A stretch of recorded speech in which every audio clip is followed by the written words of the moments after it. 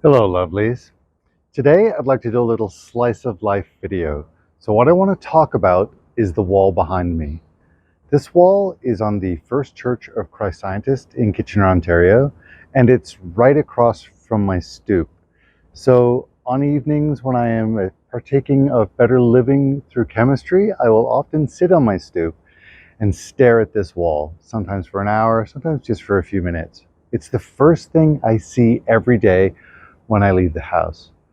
Now, many of you know I'm autistic, and many of you know that I work in graphic design and also in the visual arts. And I don't know if it's particularly different for me or if the condition sort of amps it up, but everywhere I look, I see faces. I see patterns, I see scenes, just in the random noise. And that's an interesting thing about the human visual system. When I was in my mid-20s, I worked at the University of Western Ontario for 2 years as a computer graphics specialist for the Department of Psychology, working for two visual and visual motor researchers, where we investigated object recognition and failures of the video system from brain injury, and sort of how does the brain coordinate motor action with visual information. Our eyes and our visual processing are not like a camera.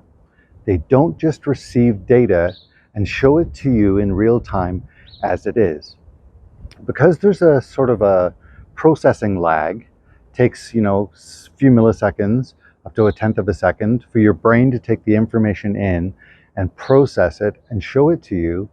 What your brain actually has to do is to take that data and simulate your visual experience and actually project it slightly forward into the future. So if you can imagine, if you were going to grab a ball that somebody had thrown at you, if you were to reach for it where it was when your brain took that visual information in, keeping in mind that visual processing lag, the ball wouldn't be where it is when you become aware of where it is. It's actually moved a little bit further forward. So one of the things your brain does is actually takes the data and projects that, like a simulation again, into the future, so that when you become aware of the position of the ball, your brain is showing you where it should be, not where it is when it recorded the light that came into the eyes, which is absolutely fascinating to me. But what that means is our visual system has a top-down component where you can conceptually think of something and look at a bunch of random data, and your brain will start to pick out the patterns based on what it is you're thinking about. So sometimes I look at this wall and I look for animals and I see animals. Other times I look for faces and characters, and that's what I see. So let's actually dive into it right now, and I'm going to show you some of my favorites. So we're going to look in this area here, and I'm going to try and point out with the laser, hopefully it shows up on camera, so that you can see what I'm talking about. So there are two people standing here. Right here is a black woman wearing a white skirt. She's got her hair pulled back here and sort of a little tiara that's across there. And she's got her hand on her hip, like she's really mad about something. And she's up in the face of this guy here. So here's his head, here's his arm, and he's wearing sort of like a caftan type outfit, which is pink, but he's holding a baby away from the woman. Like they're having an argument about this child, which, oh, what a complex little cartoon scene. One of the things I find totally fascinating about this one, however, is if we look up here, sort of up to the left of where these two characters are, it's almost like there's a miniature version of the same scene.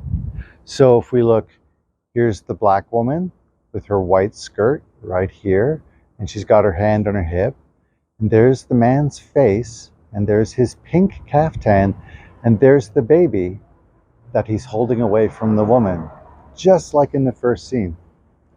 If we follow sort of up, if we go left from the miniature version of the scene, You can see there's an old woman here. She's wearing like a bonnet, and she's got a white shawl over her shoulders that's draping down her back, and she's got this sort of tan colored skirt. Another character is right in front of her, and it's this little boy. He's got this yellow head that's sort of tilted, and he's got like a little cap on, and you can see one eye, two eyes, and his nose, and he's sort of, this is his body here, and it almost looks like he's got an arm up or a hand up, like talk to the hand, lady. So I call that the fed up kid. If we look sort of, if we imagine, take the boy's head, and now there's a big face right here of a grumpy old man with a mustache.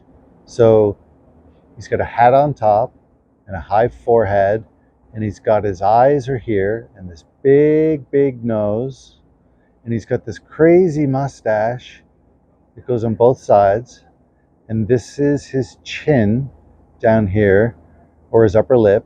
Maybe this is his chin. I don't know. I see different faces in the same spot, but there's his mouth, and you know what?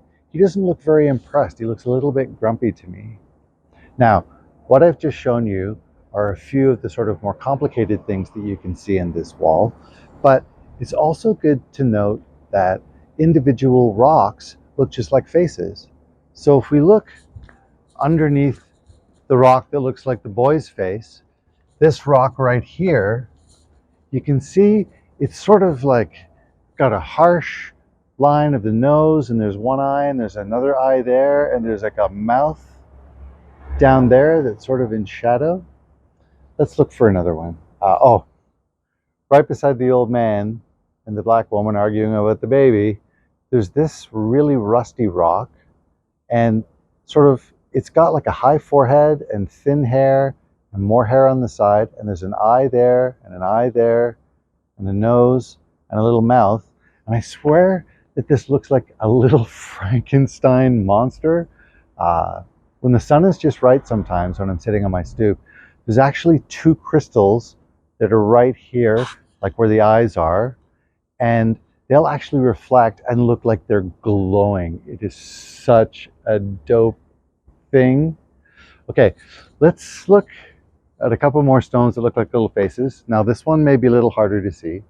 So here's one rock here, and another rock here, and a rock here. And what I see is two aliens. So this rock right here is sort of like a typical cartoon alien that you might see. It's got that very pointy head with a little chin and an eye here and another like eye here. Sort of the two eyes are at an angle, like a typical gray, as they call it. This one is more sort of a cone head, and you can see he's sort of looking down this way. So there's an eye and a little mouth, and he's wearing this robe. So we're sort of looking at his shoulder. And to me, both of these aliens look very ashamed, sort of like they've done something they're not proud of. And I imagine the dialogue might be something like, "We should not have abducted that human. No, we should not. We should definitely not have done a sex on it." If you look beside them, there's a rock here with a very distinct face, right there. Let's look at another one. Oh, this one is kind of fun. So he looks like a bit of a bruiser boxer to me. So if you imagine, this is an eye, and here's his nose, and his mouth is down here, and it's like he's got 4 o'clock shadow. So, and his ears over here, and he's bald. But I think of him as the boxer. One of the most complicated things that I can see is what I call the old soldier and the piglet. And if you can imagine, maybe it's a scene in wartime, in the old-timey times. So let's look. So here, these two rocks are like a fur hat. So one of those hats that's got like the ear flaps that fold down. So this is the ear flap, and this is the forehead, and this is the nose. And if you look further, sort of the mouth is down here, and he's sort of got this big mustache, but he's looking fondly down. And this pink rock here is the head of the piglet, and this is the piglet's arm, And this is a little white flag that the piglet's holding in his trotter.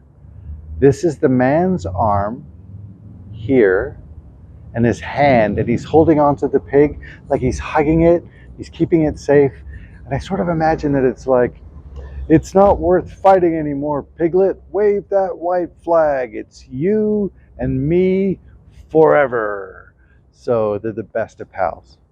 Anyway, that's just a little inkling of literally the hundreds of things I've seen looking at this wall. If you'd ever like to come and look at it with me, you're more than welcome.